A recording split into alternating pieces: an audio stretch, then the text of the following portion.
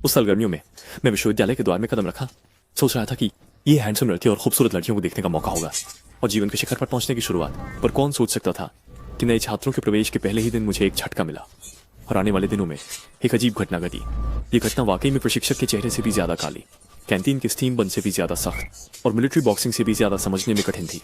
उस समय ये भी काफी चर्चा में था और लोगों में चिंता बनी हुई थी। अब जब इसे याद करता हूँ तो मेरे गले के पीछे आज भी ठंडा पसीना आता है। वाह, खत्म खत्म। ये जोर का पेशाब अब और नहीं रोका जा सकता। अगर अब और रोका तो डर है कि वहीं पर मैं इंसानी फव्वारा बन जाऊंगा। अरे कौन सोच सकता था ये कॉलेज का सैन्य प्रशिक्षण तो बोर्ड परीक्षा से भी ज्यादा परेशान करने वाला है। मोबाइल जब्त कर लिया, बाहरी दुनिया से पूरी तरह से संपर्क टूट गया और फिर अंधेरे में यहाँ तक कि बाथरूम जाने की भी हिम्मत नहीं हो रही। अरे ये कौन सा सैन्य प्रशिक्षण है? ये तो साफी जंगल में सर्वाइवल जैसा है ना। सही कह रहे हो। सुना है हमारे कॉलेज के पीछे की जो झाड़ी है, मेरे वो का प्रस्ताव था। रात को जब लाइट्स बंद हो जाती है बाहर, वो माहौल सच में भयानक हो जाता है। पिछली बार आधी रात को मेरा बाथरूम जाने का मन हुआ और मैंने सुबह तक खुद को रोके रखा। तुम रहने दो, तुम्हारी बातों से डर लगने लगता है। क्यों ना हम सब एक साथ चलें, इससे हिम्मत बढ़ेगी। और अगर सचमुच कुछ अनहोनी हो गई तो कम से कम एक टेबल पर महजों खेलने लायक लोग तो हों। सुनकर आपको हंसी आ सकती है, लेकिन हम कुछ बड़े आदमी उस भूतिया जगह पर शौचालय जाने के लिए भी समूह बनाते हैं। कोई उपाय नहीं। हमारा स्कूल सुनसान जगह पर है, जैसे काली पहाड़ी की राक्षसी का पिछवाड़ा हो। रात को लाइट बंद होने के बाद हॉस्टल के बाहर जैसे निषिद्ध इलाका हो। थोड़ी सी भी आहट से इंसान इतना डर जाता है कि पेशाब की इच्छा खत्म हो जाती है। ऐसे बंद, दबावयुक्त और डरावने माहौल में मुझे हमेशा लगता है कि कुछ गड़बड़ हो रही है और यह मामला किसी शांत स्वभाव वाली लड़की से जुड़ा हुआ है। अरे बड़ा मामला हो गया। तुम लोग हमारी हॉस्टल की उस लड़की शाविबा को जानते हो ना? वो लगता है कि उसके साथ कुछ गड़बड़ है। कौन? शोयू? उसमें क्या समस्या हो सकती है? वह बस थोड़ी शांत और कम बोलती है ना? हाँ, क्या हुआ? क्या उसने चुपके से ट्रेनर की नूडल्स खाए? नहीं, वह इससे कहीं अधिक गंभीर है।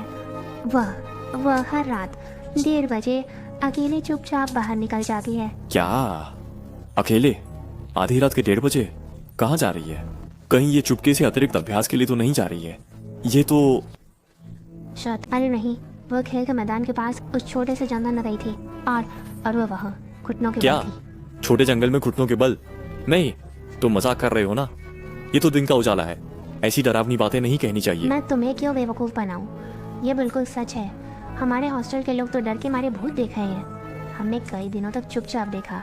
वह खुद से बातें करती है, कभी कभी उसकी रोने की आवाज़ भी सुनाई देती है। ये वाकई बहुत अजीब है। वह आमतौर पर इतनी शांत और सीरियस वाली दिखती है। यह सोचा भी नहीं था कि वह कैसे।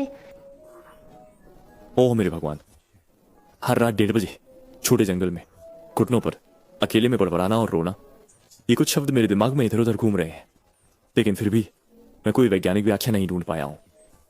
ये छोटी चंद्रमा आमतौर पर इतनी शांत दिखती है जैसे कोई छोटा खरगोश हो। क्या वो हमें बिना बताए कोई अद्वितीय कला सीख रही है, या फिर उसे किसी अशुद्ध वस्तु ने देख लिया है? ये सुनकर दिन में भी डर लगता है, रात में तो और भी बुरा होगा। वो मुझे लगता है कि वह शायद रात में नींद में चलती है, नहीं तो इसका कोई और स्पष्टीकरण नहीं हो सकता। नींद में चल रही है? वह हर रात एक ही जगह पर जाती है और घुटनों पर बैठती है। अब मुझे लगता है कि छात्रा, ओह कहीं वह किसी ऊपरी चक्कर में तो नहीं है? अच्छा, प्रभालित, यह तो बहुत डरावना है। वो सोचता हूँ कि सहपाठी की मदद करने के लिए और उसके लिए भी